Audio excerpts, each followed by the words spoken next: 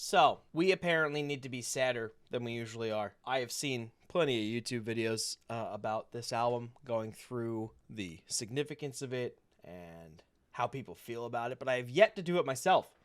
And chat paid to get this done, and we're doing it. So, we are getting into Everywhere at the End of Time by the Caretaker. This is I think it's considered an electronic album. Basically it's 6 albums going through 6 stages of dementia. I have done this once before, and I've gotten about halfway through before giving up. So today, we together are going to be going through the entire runtime of this album, which, if my estimates are correct, the length is 390 minutes. So we're going to be here for 6.5 hours, but you paid for it, so we're going to do it. All right, so the beginning of this is something you'll probably recognize. It's kind of used in a lot of different memes and stuff. Gen Z really kind of grabbed this thing and just fucking went with it. But we're going to start with It's Just a Burning Memory.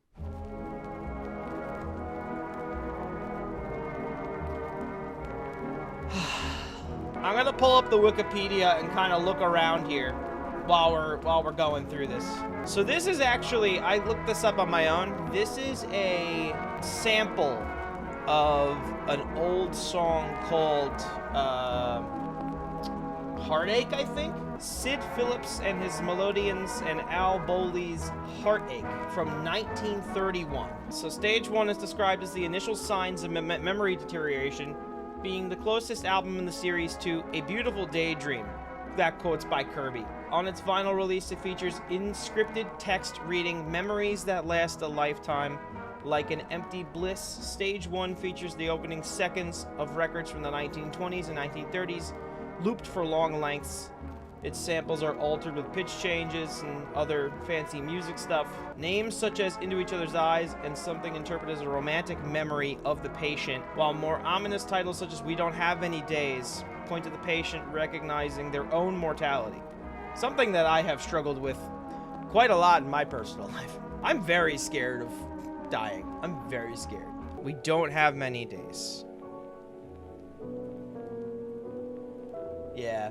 The nice thing about this is even if like, you know, it's hard to handle that kind of stuff, but having a piece of music like this and, you know, how many people it's seemingly like impacted, you know, it just kind of is like a way of showing like we're not doing this alone.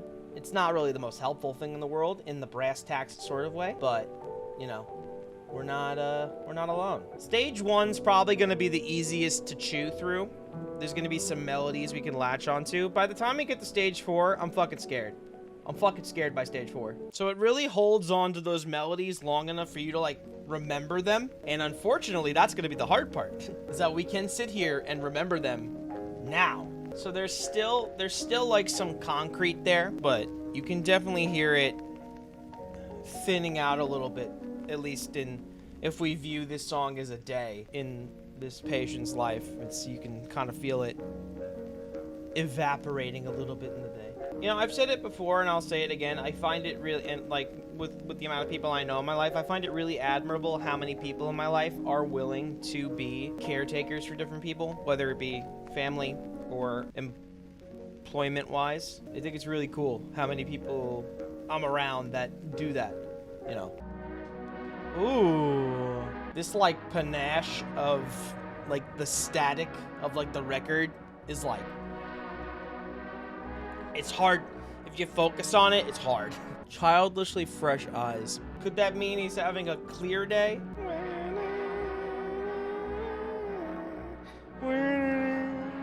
It really gets you by the end of the song. You got the melody. You're locked. You're locked on this shit. And before you know it, it's fucking gone.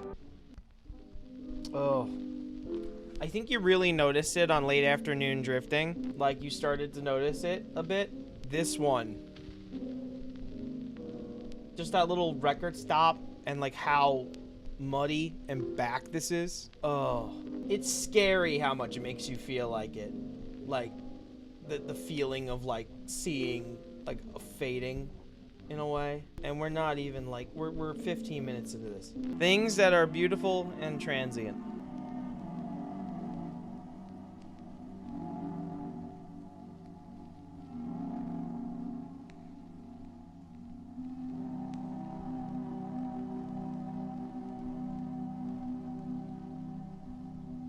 It almost like they tried.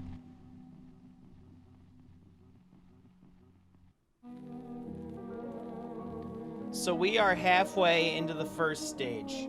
All that follows is true. It's very easy to just float in this and just soak in it right now. I feel like right now we're listening to music and looking for the disturbances, and I feel like as we get deeper in, we're gonna be listening to disturbances and looking for music.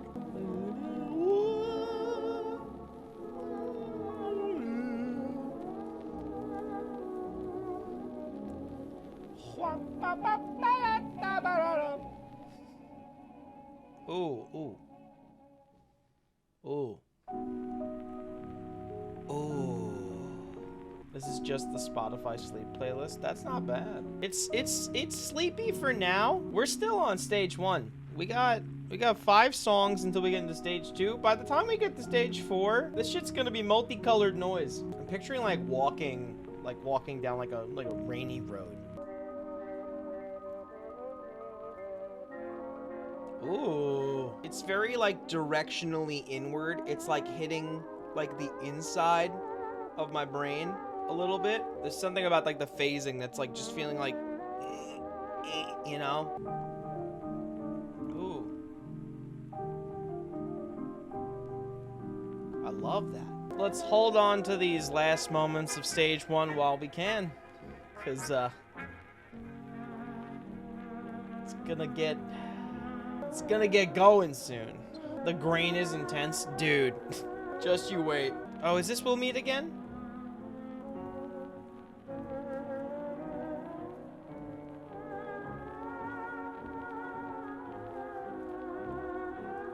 Oh, I can kind of hear it.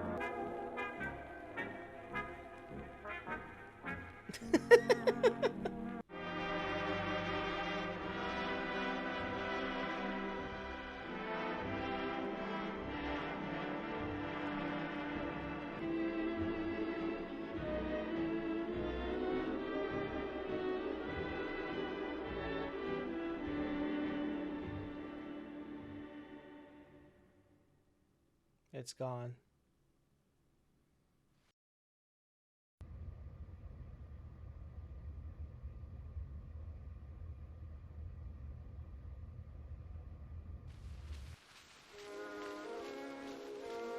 Welcome to stage 2. The losing battle is raging. Stage 2 is described as the self-realization that something is wrong and a refusal to accept that. In contrast with the first stage's joyful sound, Kirby described the second stage as having a massive difference between the moods. A losing battle is raging is representing a transition between the first and second stage. The album features a more emotional tone than stage 1, with more melancholic, degraded, and droning samples. I can tell that already. Source material features more abrupt endings, exploring a hauntological ambience. Tracks like Suffered Despair and Last Moments of Pure Recall represent the patient's awareness of their disorder and the accompanying sorrow.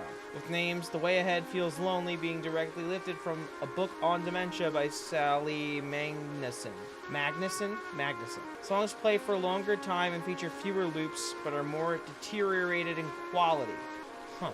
There's all these overtones on the top. Well, you know, it's just swirling. And it's getting louder. The music's getting a little lower. Just a little lower. Reminds me a lot of the yellow windows of the evening train, like Porcupine Tree. I feel very in my head right now. I feel a lot of the music sitting kind of here, just vibrating a little bit.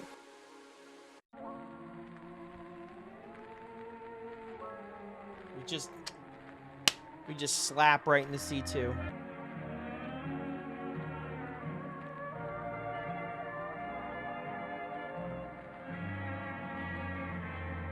There's like a ton of overtones and this just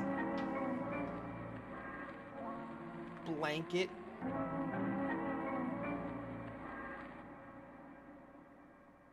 Another unsatisfying pullout.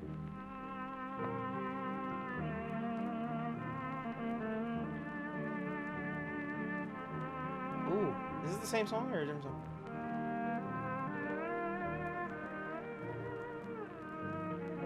Oh, wow. What does it matter how my heart breaks? I think the interesting context of this melody and this version of the song with the melody is I weirdly feel like there's a good amount of people that kind of understand like how heavy this piece of music is, and that's why I think this melody and like the original A1 is just a burning memory like is used in such a nihilistic sense, because it is beautiful, but it is also the beginning of something horrible. And Gen Z really likes that shit. They really like that potent shit. It's like it's the same melody with just like a layer of like film on it, like rust, mildew. It's still there. Doesn't popular music get sadder and scarier overall? Look at Billie Eilish. How isn't Billie Eilish so successful? Billie Eilish is fantastic. Oh no. Glimpses of hope in trying times. Oh.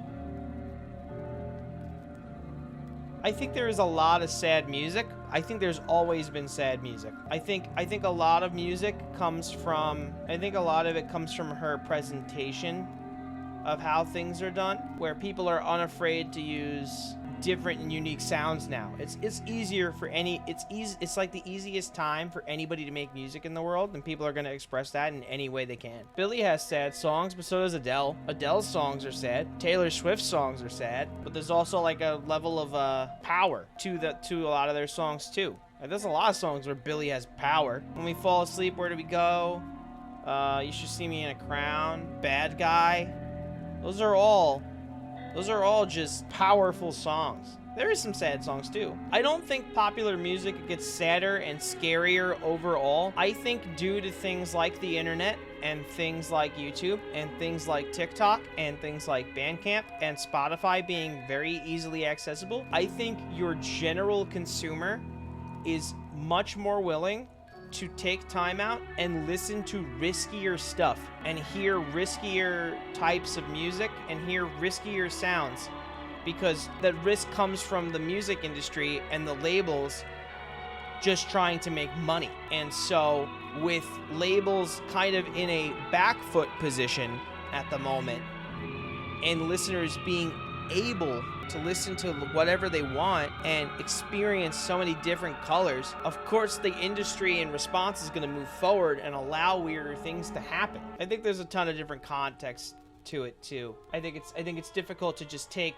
4 or 5 words from a song and be like, that's what the song's about, and that's any song. That kind of reductiveness is kind of like what led to like the Satanic Panic in the 90s. And it's like if everybody thought like that, we'd all just be Tipper Gore and we'd all just put, any musician that doesn't make a Wiggles song in jail.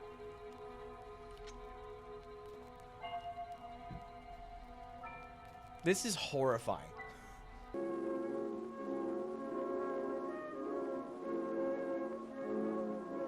This is the end of today's broadcast. Please make sure to lock all your doors. If a variant enters your home, do not look it in the eye. If you do, that is the end of today's broadcast. The melodies sound very isolating with this one. There's not a lot happening. It's almost like he's the patient's like accepting this kind of feeling, this condition. You can hear like the record skipping, but it also sounds like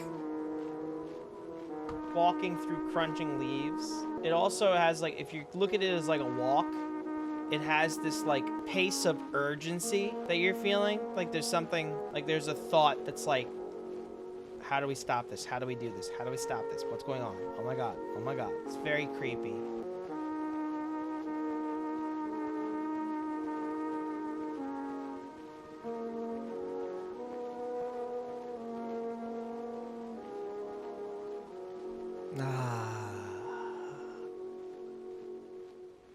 I'm holding on to those resolutions for dear life.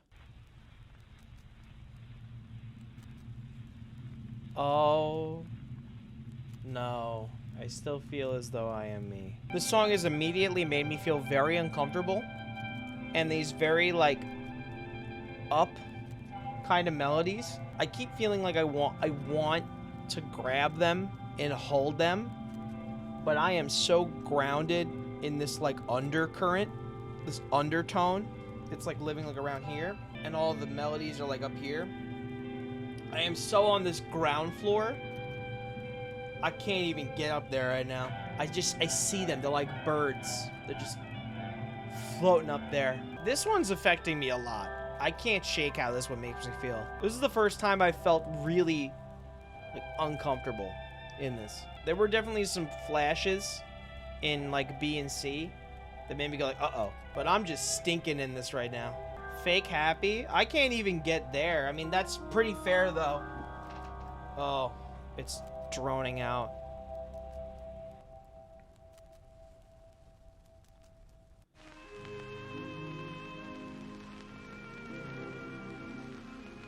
Quiet dusk coming early.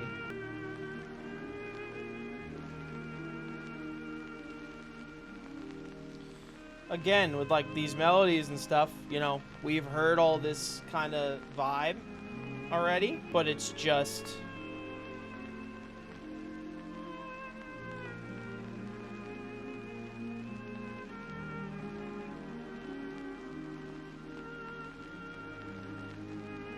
ugh, it feels gross. Should play Gungeon with this. I want to pay attention to this though. If I play Gungeon, it's not gonna have the same impact for me. Last moments of pure recall. Do you feel yourself nostalgic? I feel scared right now. We're on stage 2. I'm feeling like I know it's gonna get rough. This is rough. I feel like I want to be nostalgic, but I'm so stuck in the low of it that I also and that I'm also aware of how horrifying this is going to become. That my brain's almost like, no, don't grab onto these melodies. Don't hold them while you can, because then you have to let go. And maybe that's the problem. Maybe that's a problem for me, you know? Maybe I should be holding on to the positive things before they disappear. I don't know, though. Like I said earlier, I feel like we're listening to music and looking for disturbances, and then by the end of this, we're going to be listening to disturbances and looking for music. And that's going to be an ordeal.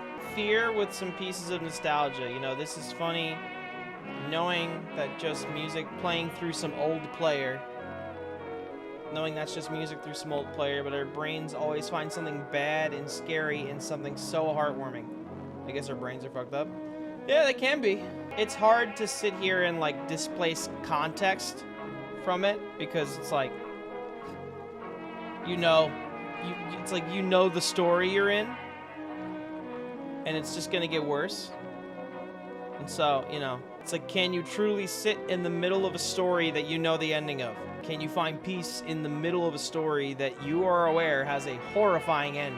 And can you enjoy that middle without the end influencing your middle? Or maybe it should influence your middle.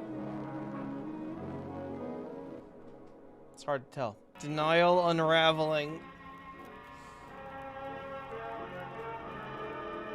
Oh no. There's like less strands of rope we're holding on to at this point. I definitely feel like my own kind of like glossiness coming over as I'm like listening to this.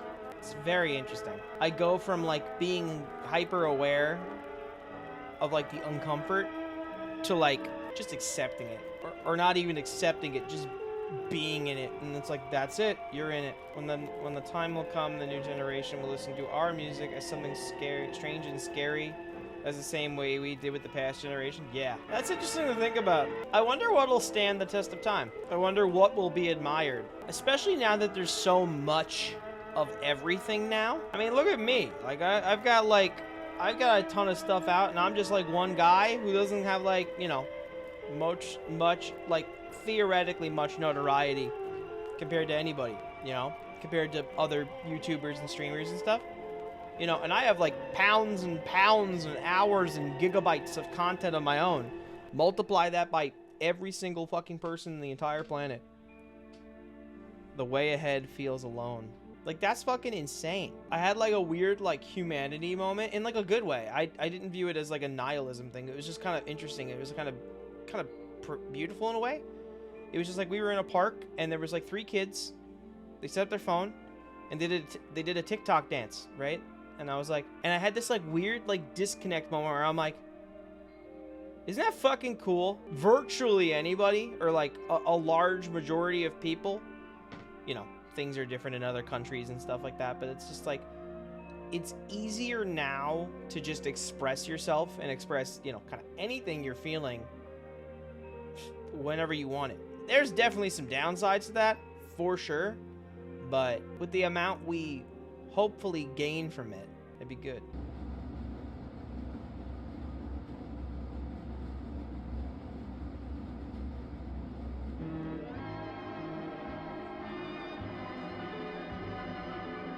We have made it to stage 3. Stage 3 is described as the patient experiencing some of the last coherent memories before confusion fully rolls in and the gray mist forms and fades away. Samples from other works, such as those of An Empty Bliss, return with an underwater-like sound, portraying the patient growing despair and struggle to keep their memories, while other stages present common fade-outs on tracks. Songs of Stage 3 end abruptly. Stage 3 is the most like An Empty Bliss because it's the blissful stages where you're unaware you're actually got dementia. The final tracks of the album are the last recognizable melodies, although some near lose their melodic qualities. Stage 3 represents the last embers of awareness before we enter post-awareness stages. Jesus Christ. That melody kind of goes off, huh? I like the little... And it's supposed to like replicate that melody that we've heard in Burning Memory and the reprise of it in Stage 2. That just fucking cut. Oh no.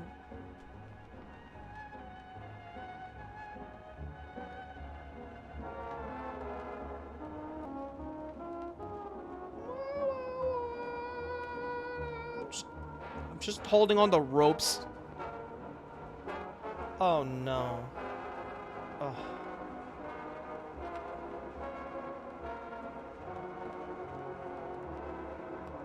It's just a burning memory, yeah. Let's get the flame's getting weaker. More like a burnt memory. But then. Like I can just feel myself just fucking dissociating in it. Oh.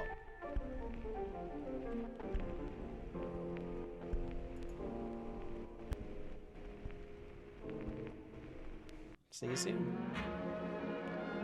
Libel's all joyful camaraderie. Similar melody again. We're just drolling in it. And we're back.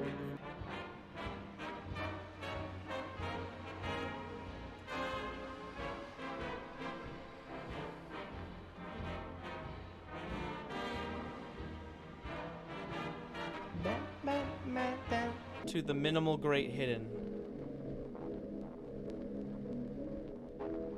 Man, this cable's pulled out. It's loose. You just feel how loose the cable is. It's like just holding on to the jack. Trying not to fall out.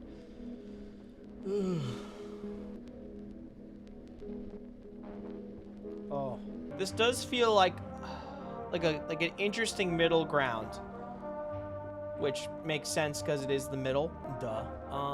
You know, there's still some of that melody that you can hold on to, but there's a lot of that distortion and dirt that we're gonna probably be living in for a long time after this. So I can see how this could be pretty notable in the sequence.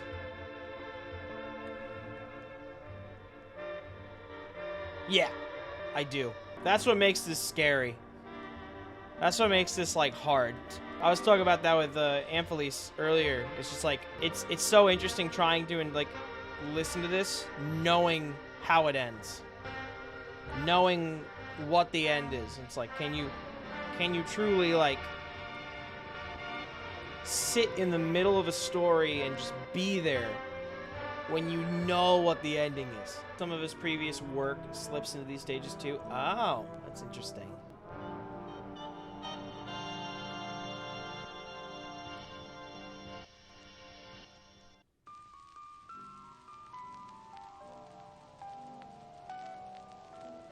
Oh my god.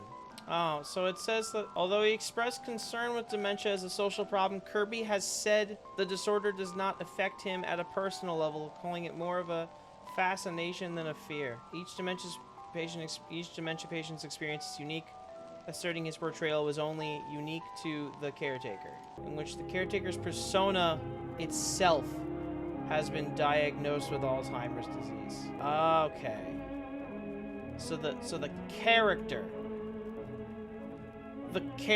itself is being diagnosed with Alzheimer's disease. So it's kind of like Coheed, where Coheed had the album where the author of the comics, who is the singer, but like the character of the author of the book decided to destroy the world, leading to No World for Tomorrow. I love that meta shit.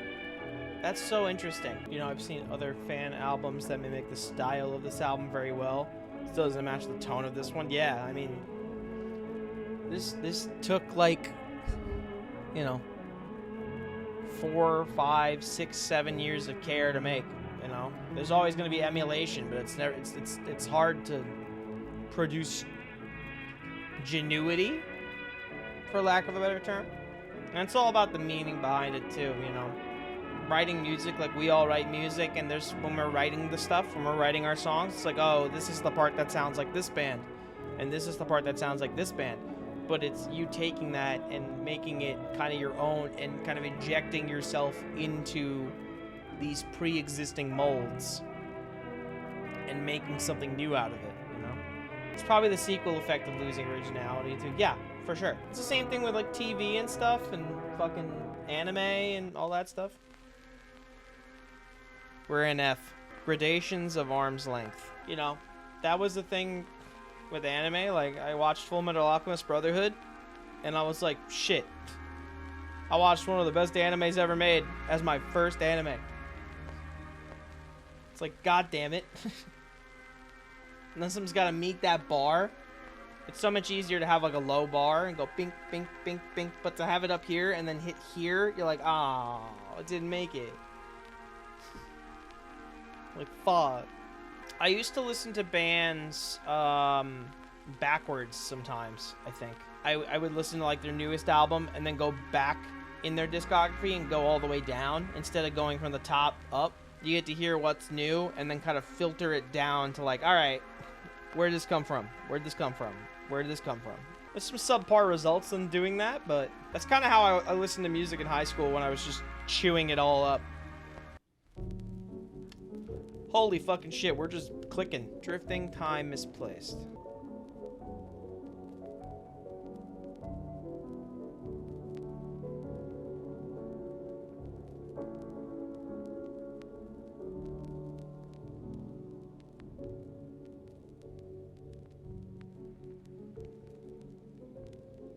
I like this melody. Feels like it means something.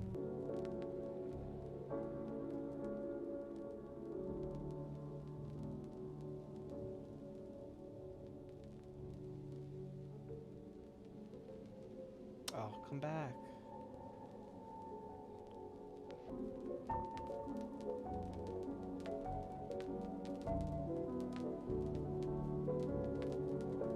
You came back. Love how space gets used in the audio and you can literally feel it moving around. Yeah. Like, I was like, when it faded out, I was like, no, come back here. It was like I felt it going away from me. I'm like, no, please. Oh, fuck. We have crossed the threshold of the void. Goodbye, music. Just kidding, it comes back. I don't know. We're gonna hit that goodbye music at some point. Enjoy it while it lasts. This feels like the scariest roller coaster I've ever been on. I feel like everybody's like, it's coming. It's coming. Just wait. It's coming. Ah. Ah.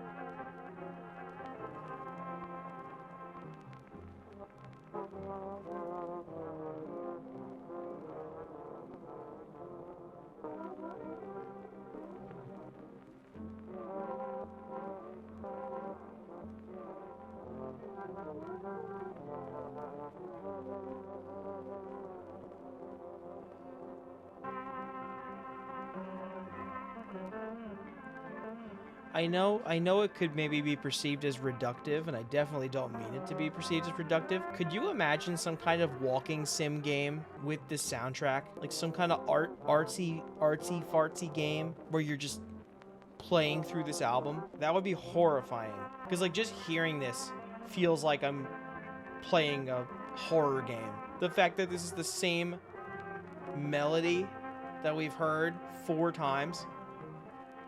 It's a disintegrated memory. Yeah. Oh.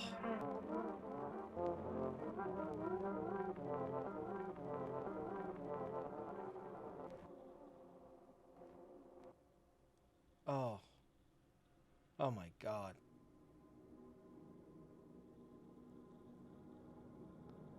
Aching cavern without lucidity.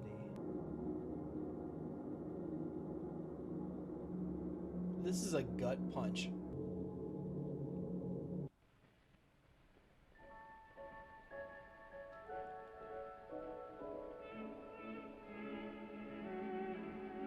Think about this happening to your mind. That's the hard part. Kind of an oxymoron, but that's the fun part. The hard part is trying to put myself in these shoes, because these are not shoes I want to be in. It's definitely getting harder to grip onto things. I'm like looking for things a little harder audibly. I feel like I'm going deeper into a room to try and find something that I want to like look at.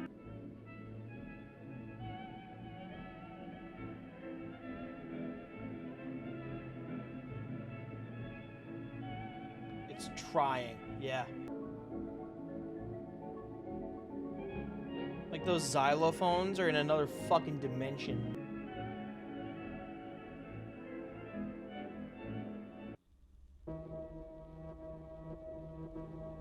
Libel delay.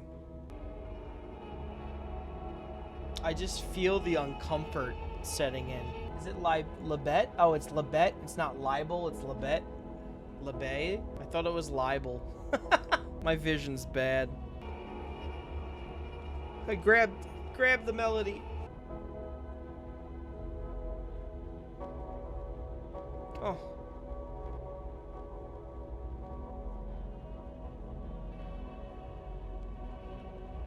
It's like these 2 piano notes. It's these 2 piano notes of hope. Taken away.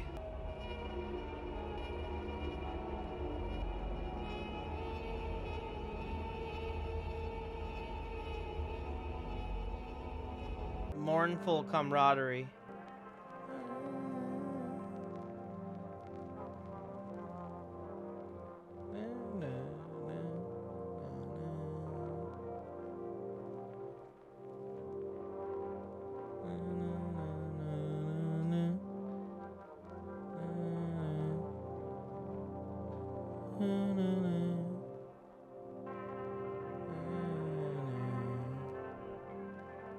I'm trying to hold on to these things. It's really hard because I also I love resolve in songs. So watching the resolve disappear is like, fuck.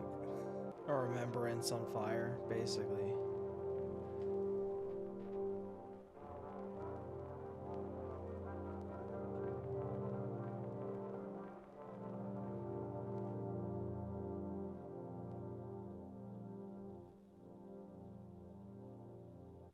We'll read this first, and then we'll start. Stage 4 describes as the point at which the ability to recall singular memories gives way to confusion and horror. Presents styles more akin to noise, in contrast to the first 3 pieces, which features the same style as an empty bliss, marking the start of the post-awareness stages. Its 4 compositions occupy whole vinyl sides. Tracks G1, H1, J1 are titled Post-Awareness Confusion, while Bo felt were clinical names, while I1 is Temporary Bliss State. The incoherent melodies introduce a surreal aspect which some writers opine prepares the listener for the last 2 stages. Most of the composition ignores the alias's previous style and is used far more distortion. Stage 4.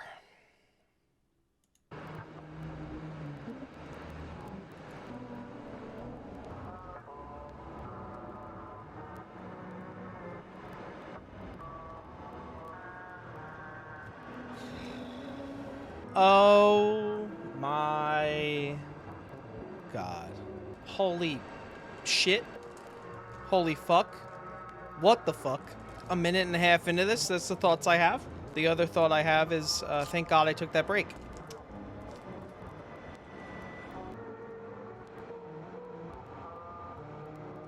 You can still kind of hear little notes of the melodies, which lends my theory some credit. I can change that. That's a good point. I just kind of went off the artwork on the Bandcamp, because the artwork on the Bandcamp is just stage 6. So that's kind of what I did there.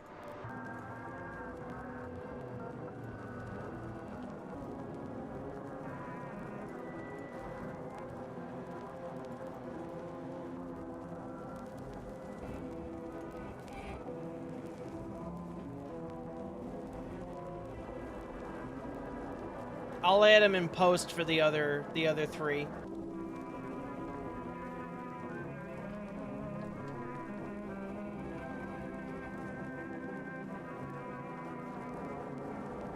This is way different on speakers than on my phone. Yeah.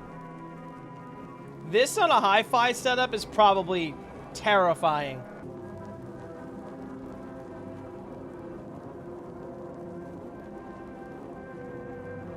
Heartaches is in there, yeah. Yeah, there's little scraps you can find that are in there. Ugh.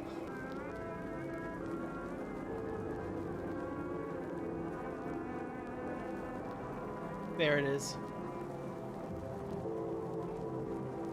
And it's gone. Oh, that's back. Go. $90 for this on vinyl. Which one? For stage 4? $90 for the whole thing? I would buy that. I'd pay like $200 for the whole thing. Are you kidding me? That's insane. 1 of 500. You gotta stop saying stuff. I'm gonna go grab my credit card. Any Christmasers in the chat? Santa, can you please get me a 1 in 500 vinyl about a character going through crippling dementia? Santa, what? No, son, don't think I'll do that. Santa, I want to fucking feel. You hear that piano melody again from earlier? It's like the middle of 3. The melody's there again in the back.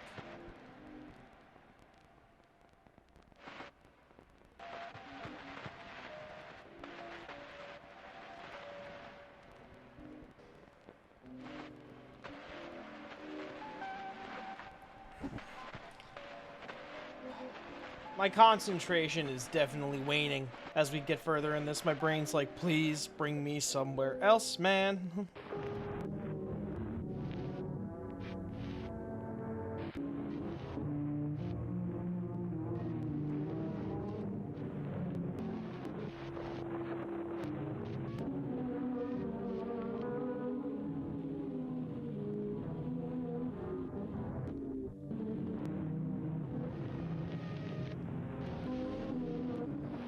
That caught me off guard. I think that's kind of the interesting part is, you know, I can just tune this out if I wanted to. I could just look at chat. I could just look at my phone. Something else. But there are people out there that can't. But this is it. That's it.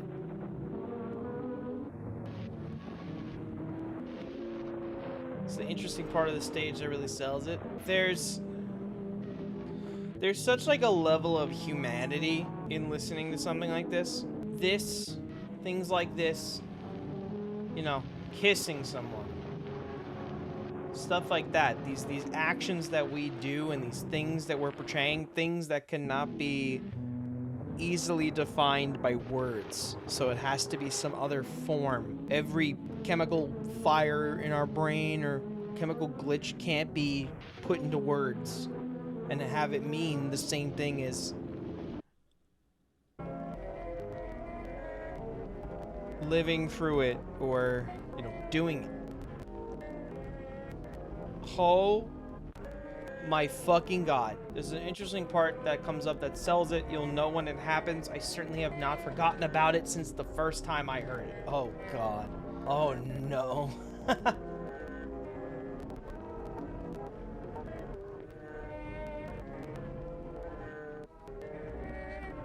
There it is. Finding it. Finding little bits of it.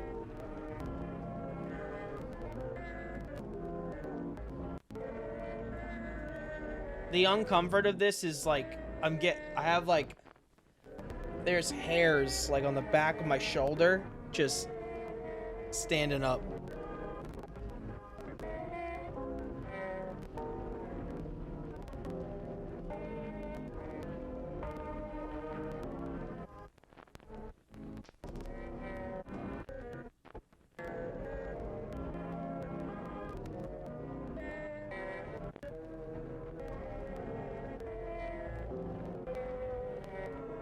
No personality to be found. Yeah, no.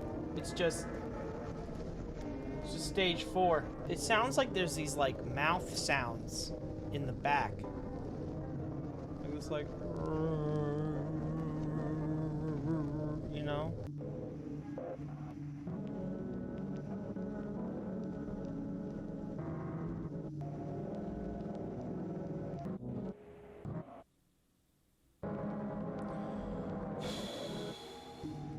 Those hard pauses are fucking me. Yeah, I think that's the scariest part, is the silence. The gaps of silence. Those are somehow even scarier than the noise. That fade in.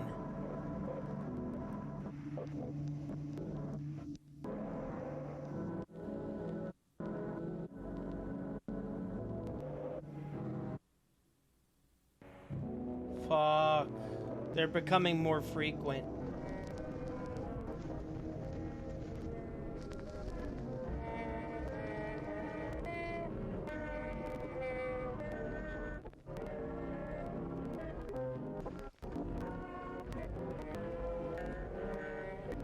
This is starting to sound like an ear infection feels. I am out of it. This is like...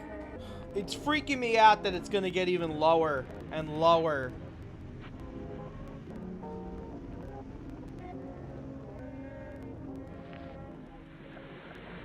I'm like so in it. I'm trying my hardest to stay alert. But my brain wants me to do and be anywhere else right now.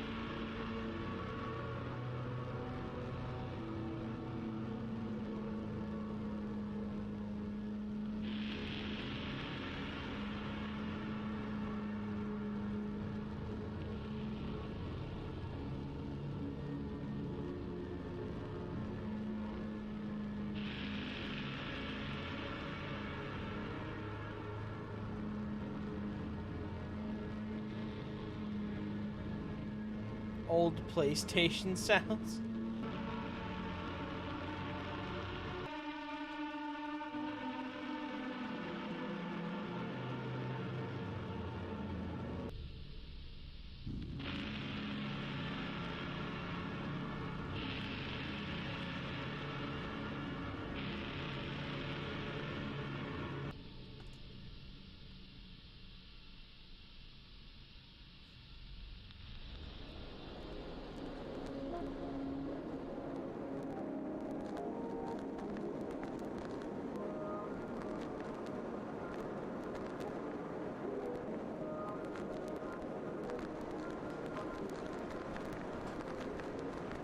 We just went somewhere and then completely came out of it. It's keeping me awake and making me tired at the same time. Yep.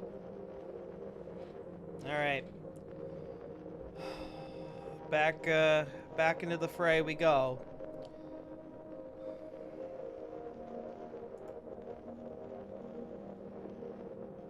It's probably going to be something that in about 10 seconds I'm going to wish we were here. But I don't think we're going to be back here anytime soon. If ever.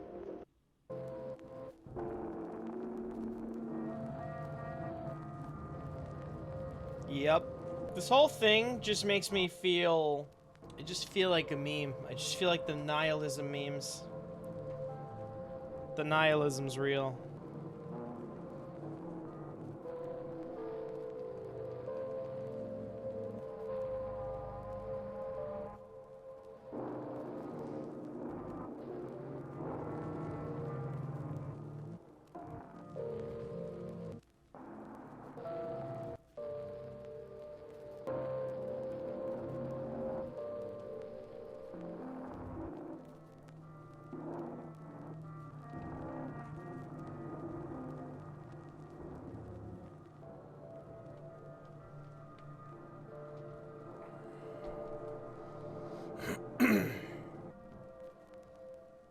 You know, I knew commentary was gonna get lower, but I feel like it's just fundamentally gone at this point. Keeping it lively, yeah. You know, I guess tangentially, it's like, you know, people just gift subs to gift subs. They don't really necessarily gift subs for the goal. Which is a good thing. I think it's a good thing overall. People gift to gift. People don't really usually gift for the goal at this point.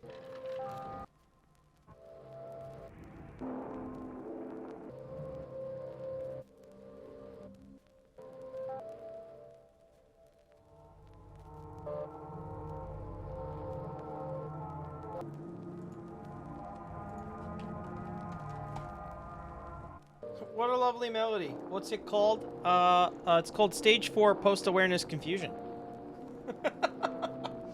What a beautiful name. How are you feeling? I feel fucking miserable.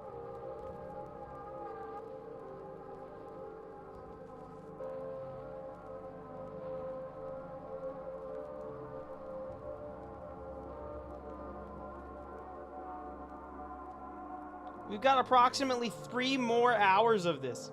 You're like 2/3 through though, right? Yeah.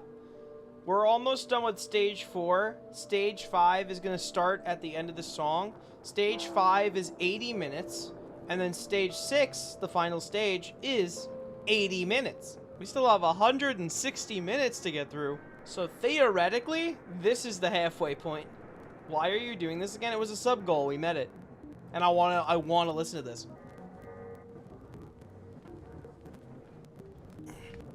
It's also something where it's like, I want to listen to this at some point. I wanted to listen to this at some point.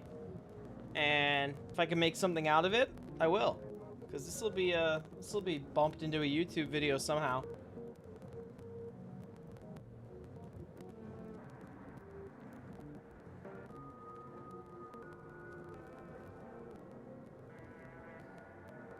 It's truly a once-in-a-lifetime experience, not because you'll remember it for the rest of your life. You'll do that anyway, you could never forget this, but because you'll for sure never do this again. Uh-huh, yeah, that's correct. Yeah, yeah, yep, yep, yeah. I'll listen to stage 1, in my free time. Realistically, will I ever listen to stage 4 again? No. This isn't something I'd pop on while I'm fucking vacuuming. Imagine getting kidnapped and they play stage 6 for 24/7. That'd be terrible. I don't even know what stage 6 sounds like yet. I've never fucking heard it before. The songs also get longer and longer. Yeah. You know, if each one was 40 minutes, it's like I can easily get through that. We'd be almost done. But each one of these post-awareness stages is double the length. In this one stage, it's been the length of stages 1 and 2. And we're starting to lose cognition.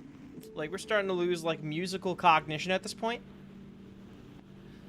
And we have 2 more stages of stuff to lose. I feel like you're very glad to have someone in chat. You look absolutely done before I type my message. I was in my own little bubble. I'm a little just, whoa. This is a lot to take in. So definitely having some relief helps. People come in, people come out. It's not that big of a deal.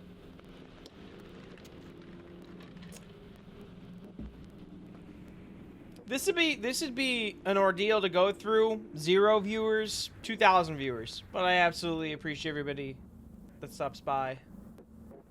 You know, we don't do the same thing every day here, and you know, I really feel fulfilled doing that way. And you know, people come back for different things, and they, you know, you come by once, cool. You come by twice, that's pretty amazing because I'm not doing the same thing I was last time. I really have no idea why I'm here. I could play Elden Ring or something, but instead I lay here in bed listening to this. Yeah, I don't know. I could boot up Gungeon right now and just play Gungeon. I could boot up Elden Ring. I could end stream and go to my friend's house. I could leave my house. I can go for a walk. Nope, I'm here. Just play a game without sound and play this in the background? No. I want to sit here. I want to sit in it. I've had the urge, but I'm not doing it. I'm sitting here. I'm living in it. That's it. I'm sticking this. I'm still looking at my phone from time to time, though. Don't worry. There's nothing on Pokemon Go anyway.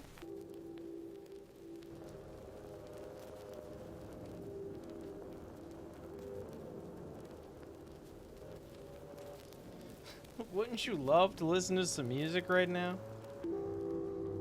That was a piano.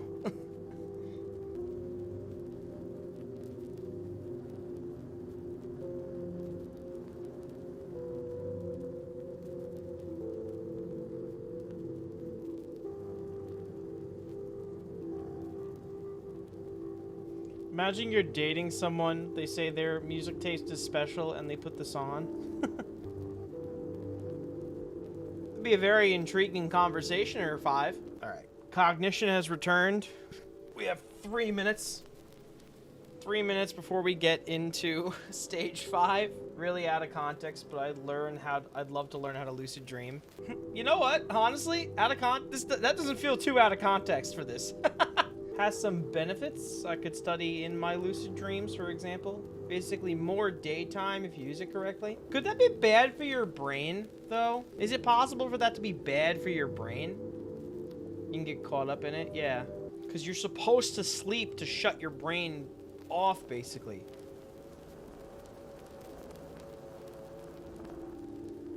You could sleep for days on end. Your body would basically go into a state of thinking like, oh, I'm on. This is on time. And you're stuck in sleep if you don't do it right. I don't know.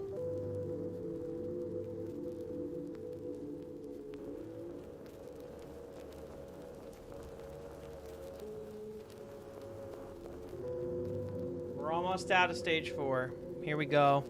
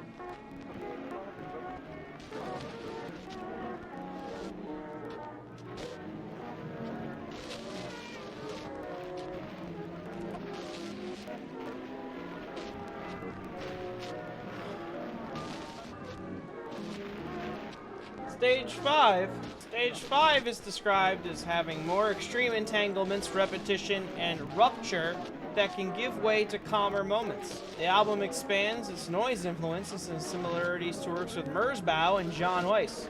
Coherent melodies lose significance, replaced by overlapping samples. Hazelwood interpreted it as a traffic jam in audio form, likening it to neurons that have been filled with beta amyloids. The record significantly differs from previous albums, sometimes using source material reduced in a volume to a whisper. It lacks a sense of comfort in contrast with Stage 1's first signs. Stage 5 presents complete disorder. The record uses the most vocals of the series and includes recognizable English lyrics near the end of the opening track. Interesting.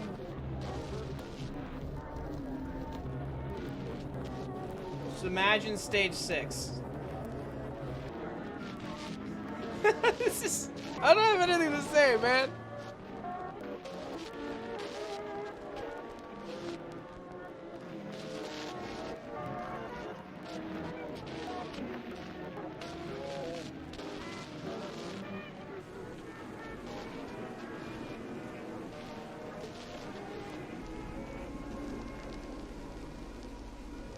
I'm just laughing at how absurd this feels.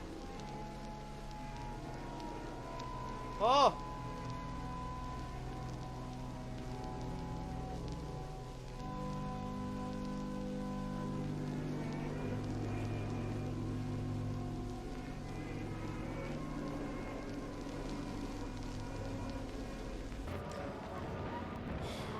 I feel like at this point, it's hard to describe what's going on. Because I feel like you don't need... for me to describe it. I feel like you can just hear this for 5 seconds and understand the pain that's being portrayed. You need to feel it, exactly. This sounds like the whale section from Echoes by Pink Floyd, but forever.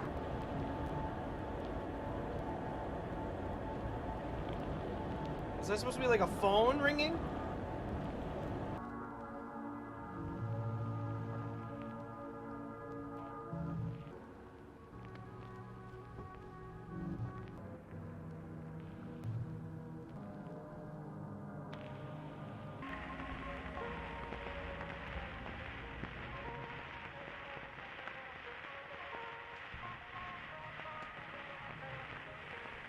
These surprising glimpses of vocals, they really make it like so refreshing.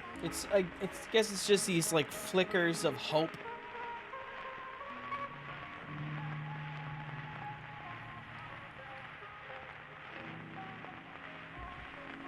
The kick again, the little... That's back.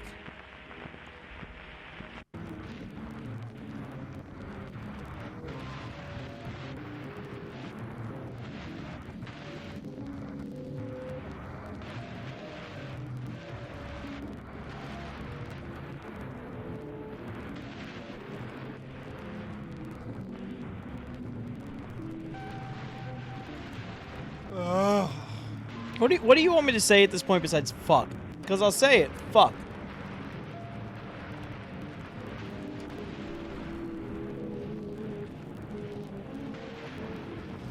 You ever open an app just to close it so you can open the same app, just to close it so you can open the same app so you can close it so you can open the same app because you closed it, and you open the same app because you closed it?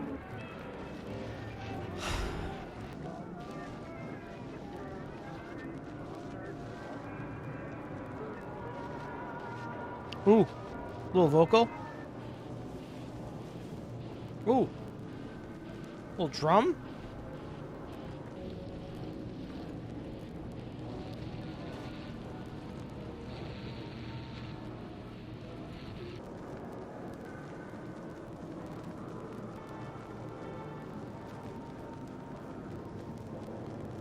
You know what's funny? One of these reviews is really nice. No one author could capture the sounds necessary to convey nostalgia properly. Kirby knew this, and this was why he sampled. This, in effect, created a beautiful collaborative work on how various authors thought nostalgia ought to sound. Favorite track A2, We Don't Have Many Days. All of that. And the person's profile picture is the Lego head of Boba Fett. What is happening?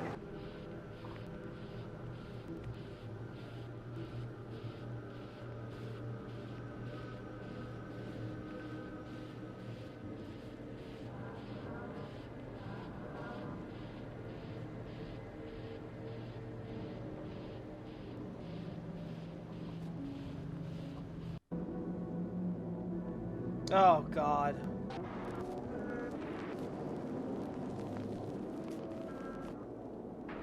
Alright, we're gonna play a game, chat. I have my Tinder open. I am not gonna give you any context on who is on my Tinder screen.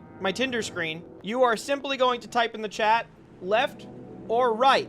And based on your answers, I will swipe in that direction.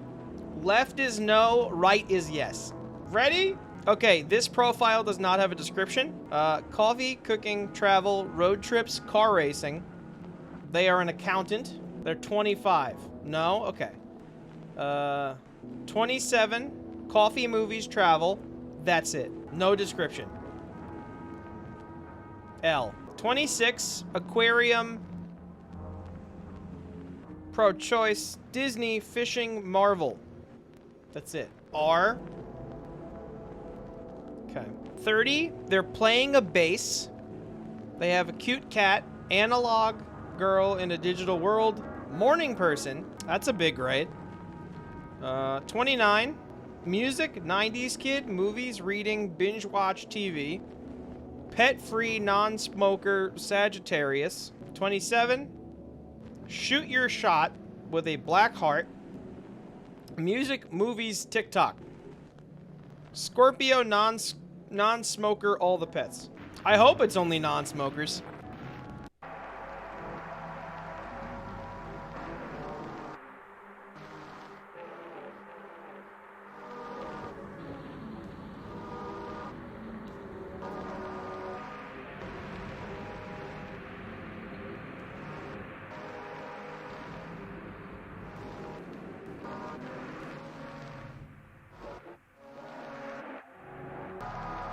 Yeah, all right. We're going into stage 6. We're almost at the end, folks.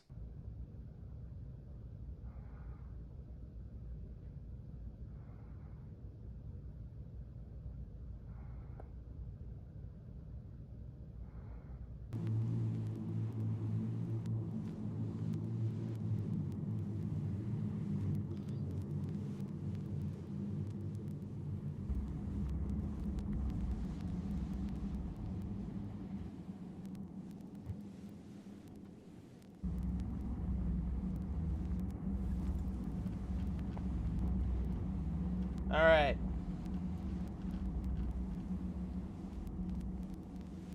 Unlike the preceding stages, stage 6 description is only one sentence. Post-awareness stage 6 is without description. That is the description. UWire's Esther Jew called stage 6 the most interpretive record of the series, but said most would describe it as the sounds of the void. While Stage 5 had snippets of instruments and voices, Stage 6 features drowned, empty compositions consisting of hissing and cracking, which Hazelwood interpreted as portraying the patient's apathy. It's generally consistent of sound collages in which the music is audible yet distant. Its song's titles features less clinical and more emotional phrases, such as "a confusion so thick, you forgot forgetting, you forget forgetting," and "a brutal bliss beyond the empty defeat." It is the most distant from the sound of an empty bliss and portraying strong anxiety. After releasing Stage 6, Kirby commented on the YouTube video of the complete edition, "Thank you for supporting through the years. May the ballroom remain eternal. C'est fini." The final track, Place in the World, fades away, features organ drones, which have been compared to Interstellar's soundtrack. I have to watch Interstellar. The series ends with a minute of silence representing the patient's death. Although the moment evokes varying interpretations from the commenters, the most accepted theory by critics and the medics is that they represent terminal lucidity, the phenomenon of patients experiencing clarity briefly before death. Okay, we will cross that bridge when we get to it. Fallacy considered it the movement of the patient's soul to the afterlife. The last 6 minutes sample performance of Bach's aria Lost. Just let me kiss him one more time. The sample was taken also and used on the track Friends Past Reunited from Selective Memories. This was interpreted by one reviewer as the Caretaker's alias in a full circle moment. Chat, I need to touch grass after this. I need to go touch grass after this.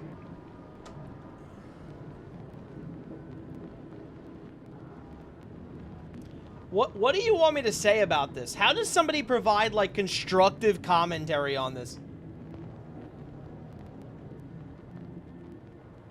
Like, I'm out. I'm out of it. I had tons of things I could say for stages 1 through 3. This is just feelings now.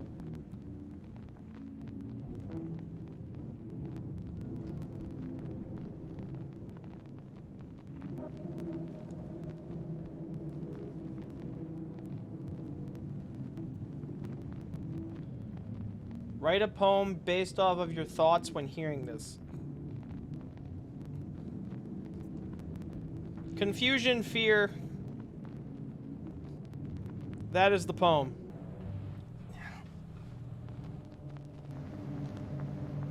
My ass is sore. All right, chat. I'm laying down. I'm laying down. Here we go. Here we go. I'm laying down. I'm laying down.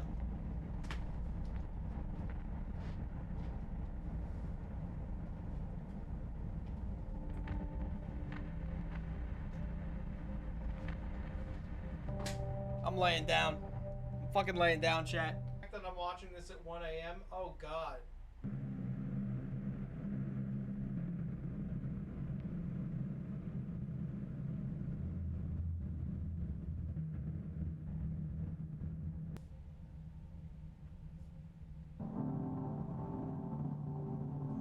My water's over there.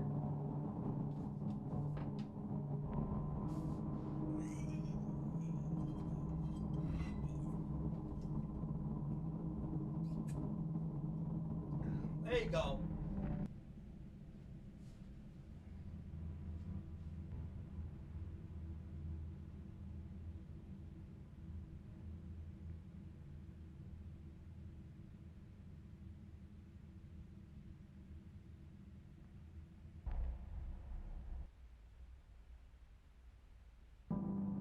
Ooh!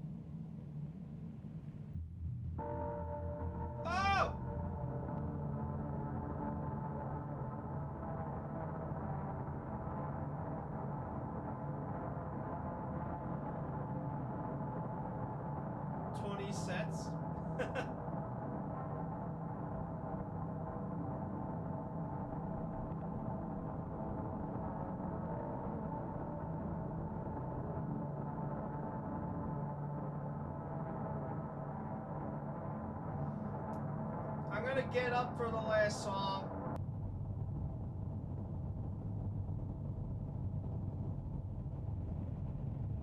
Oh, the clouds are pulling in.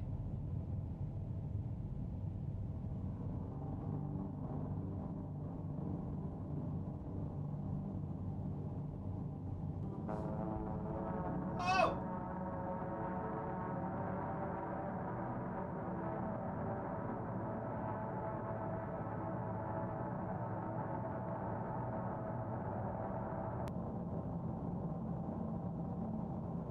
Alright. I'm getting up.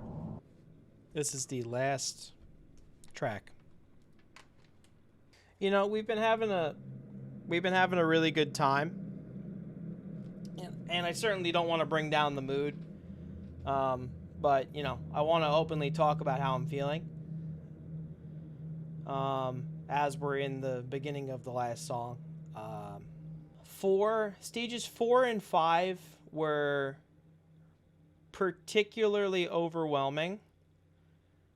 And now that we're kind of here at the end, it kind of all clicked into place because, you know, with situations I've had go on in my life that you're aware of and also some that you're not aware of, that kind of chaos in 4 through 5, at least from looking at it at a different angle than just being about dementia, if you just take those feelings of that energy and just apply that to any situation involving medical stuff, people passing, caring for people, being a caretaker, you kind of learn to live in that chaos to a degree. Unintentionally, we did that together just now. We made jokes. We looked at stupid things. We scrolled on Tinder. We asked each other about our lives. And it got us through a really uncomfortable span of time. And you don't realize that you're kind of living in that uncomfort until it's over. And you don't really realize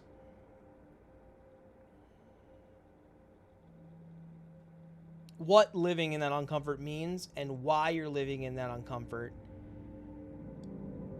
until the uncomfort stops for one reason or another. You know? And then you're just kind of left to be. So it's a little surreal where we're ending at here, and what we know of the end of this is that this character passes. All those kind of ropes we've been grabbing onto the whole time, you can't grab onto anymore. So it's been really interesting for me, and I'm doing okay. I am doing okay.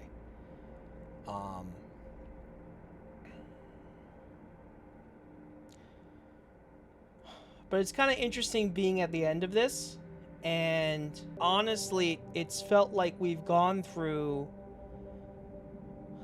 an entire cycle of, you know, a bad situation in 7 hours. Something that you could be living in for a year, 3 years, 5 years, whether it be caring for a loved one who's not doing well, or you're stuck in a abusive relationship, or a bad home life, anything like that. You know, we got through a very microcosm level ordeal in the most artistic, non-impactful way possible. We didn't cheat. We didn't cheap it out. We stuck by and we did what we said we were going to do, and we got through it, you know, together. And unfortunately, while at the end of this, where it's not going to end on a happy note, we're still here. And we have to kind of do with that what we can.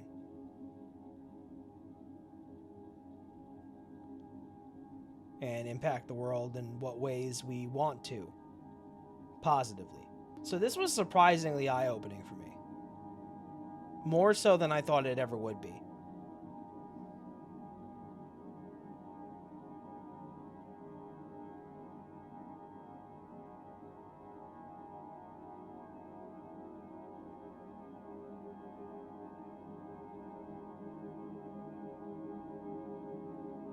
It's pretty cool. The feeling of surviving something extreme is very jarring and surreal. And I feel like the music matches it. Yeah, because I mean, you don't expect it to end. Yeah. For all intents and purposes, we have been listening to someone die for the last 7 hours.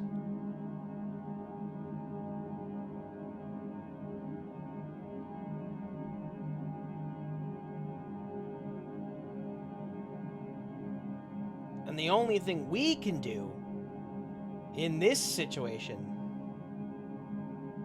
is listen. Unfortunately, that's not the case for the real world. And we can do more than just listen, but we can also listen and be there for people in need, whether it be medical or mental or anything.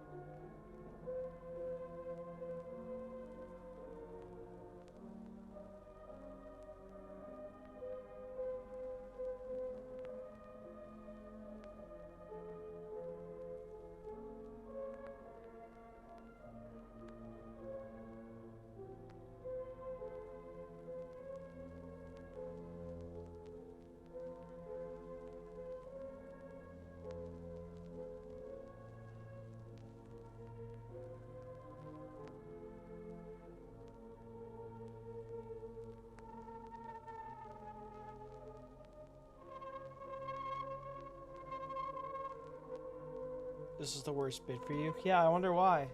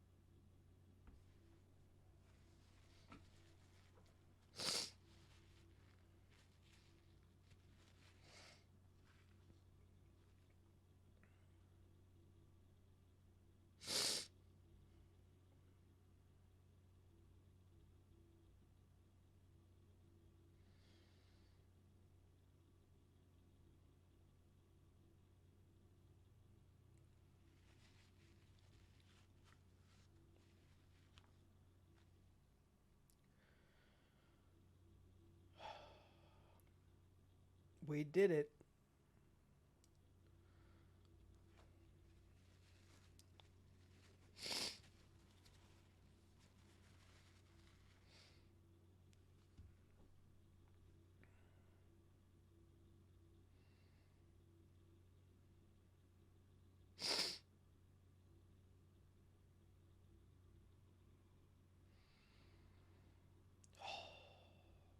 That's how you fucking make art.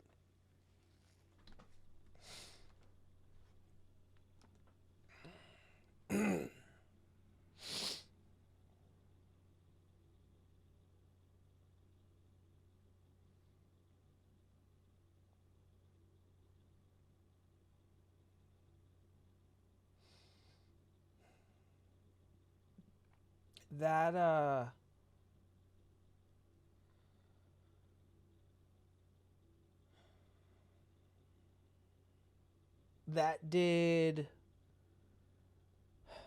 that did a lot more for me than I thought it was going to.